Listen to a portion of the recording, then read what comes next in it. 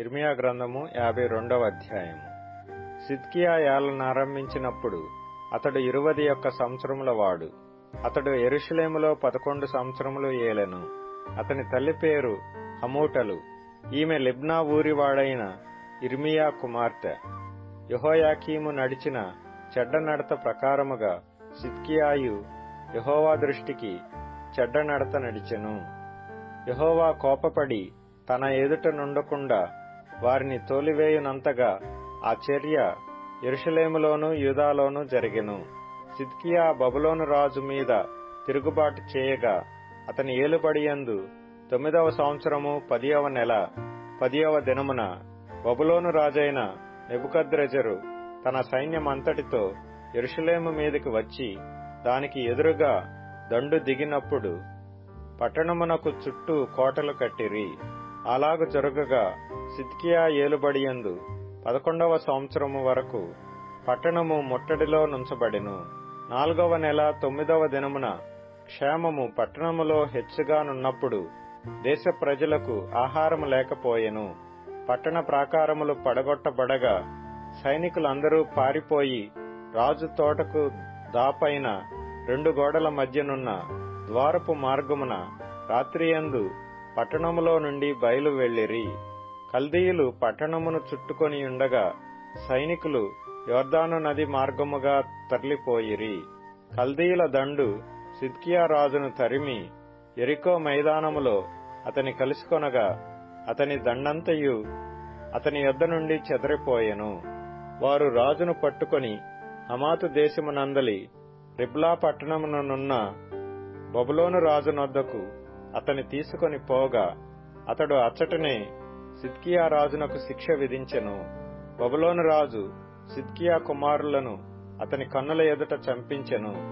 మరియు అతడు రిబ్లాలో యూదా అధిపతులనందరినీ చంపించెను. బబులోను రాజు సిద్కియా కన్నులు ఊడదీయించి 2 సంకెళ్లతో అతని బంధించి బబులోనునకు అతని తీసుకొని పోయి మరణమగు వరకు చెరసాలలో అతని పెట్టించెను. 5వ నెల 10వ దినమున అనగా బబులోను రాజైన నెబుకద్రెజరు ఏలుబడియందు 19వ సంవత్సరమున బబులోను రాజు ఎదుట నిలుచు నెబూజరదానను రాజదేహ సంరక్షకుల అధిపతి యెరూషలేమునకు వచ్చెను. అతడు యెహోవా మందిరమును రాజనగరును యెరూషలేములోని గొప్పవారి ఇండ్లనన్నిటినీ కాల్చివేసెను. మరియు రాజదేహ సంరక్షకుల అధిపతితో కూడా నుండిన కల్దీయుల సేవా సంబంధులందరూ యెరూషలేము చుట్టూనున్న ప్రాకారములన్నిటినీ పడగొట్టిరి.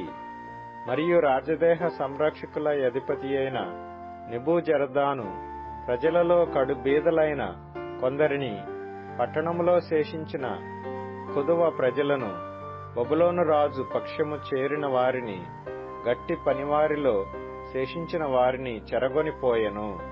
అయితే రాజదేహ సంరక్షకుల అధిపతి అయిన నెబూజరదాను ద్రాక్షావనములను చక్కపరుచుటకును సేద్యము చేయుటకును కడు బీదలలో కొందరిని ఉండనిచ్చెను.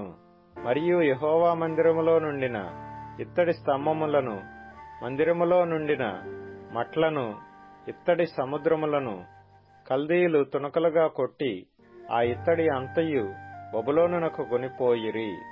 అదియుగాక వారు బిందెలను కుండలను కత్తెరలను గిన్నెలను గరిటెలను యాజకులు సేవ చేయు ఇత్తడి ఉపకరణములన్నిటినీ గొనిపోయిరి. మరియు పళ్ళెములను దుపార్తులను గిన్నెలను పాత్రలను బంగారు వాటిని బంగారునకును వెండి వాటిని వెండికిని చేర్చుకొని రాజదేహ సంరక్షకుల అధిపతి గొనిపోయెను. రాజైన సొలొమోను యెహోవా మందిరమునకు చేయించిన 2 స్తంభములను సముద్రమును మట్ల క్రింద నుండిన 12 ఇత్తడి వృషభములను గొనిపోయెను. వీటికన్నిటికీ ఉన్న ఇత్తడి ఎత్తు వేయుటకు అసాధ్యము. వాటిలో ఒక్కొక్క స్తంభము 18 మూరల ఎత్తు కలది. 12 మూరల నూలు దాని చుట్టూ తిరుగును. దాని దళసరి 4 వ్రేళ్లు, అది గుల్లది. దాని మీద ఇత్తడి పైపీట ఉండెను. ఒక్క పైపీట 5 మూరలు ఎత్తుగలది. పైపీటకు చుట్టూ అల్లిన వల అల్లికయు దానిమ్మ పండ్లును ఉండెను. అవి అన్నియు ఇత్తడివి. ఈ స్తంభమునకును ఆ స్తంభమునకును అలాగుననే దానిమ్మ పండ్లుండెను. ప్రక్కల యందు 96 దానిమ్మ పండ్లుండెను. చుట్టూ ఉండిన వల అల్లిక మీద దానిమ్మ పండ్లన్నీయు 100. మరియు రాజదేహ సంరక్షకుల అధిపతి ప్రధాన యాజకుడైన శరాయాను, రెండవ యాజకుడైన జఫన్యాను, 3 ద్వారపాలకులను పట్టుకొనెను. అతడు పట్టణములో నుండి యోధుల మీద నియమింపబడిన యొక్క ఉద్యోగస్తుని, పట్టణములో దొరికిన రాజ్య సన్నిధిలో నిలుచు 7 మనుష్యులను, దేశ సైన్యాధిపతియగు వాని యొక్క లేఖరిని, పట్టణపు మధ్యను దొరికిన 60 మంది దేశ ప్రజలను పట్టుకొనెను. రాజదేహ సంరక్షకుల అధిపతి అయిన నెబూజరదాను వీరిని పట్టుకొని రిబ్లాలో నుండిన బబులోను రాజు నొద్దకు తీసుకొని వచ్చెను. బబులోను రాజు హమాతు దేశమందలి రిబ్లాలో వారిని కొట్టించి చంపించి యూదావారిని తమ దేశములో నుండి చెరగొనిపోయెను. నెబుకద్రెజరు తన ఏలుబడి యందు 7వ సంవత్సరమున 3023 యూదులను చెరగొనిపోయెను. నెబుకద్రెజరు ఏలుబడి యందు 18వ సంవత్సరమున అతడు యెరూషలేము నుండి 832 చెరగొనిపోయెను. నెబుకద్రెజరు ఏలుబడి యందు 23వ సంవత్సరమున రాజదేహ సంరక్షకుల అధిపతియగు నెబూజరదాను యూదులలో 745 మనుషులను చెరగొనిపోయెను.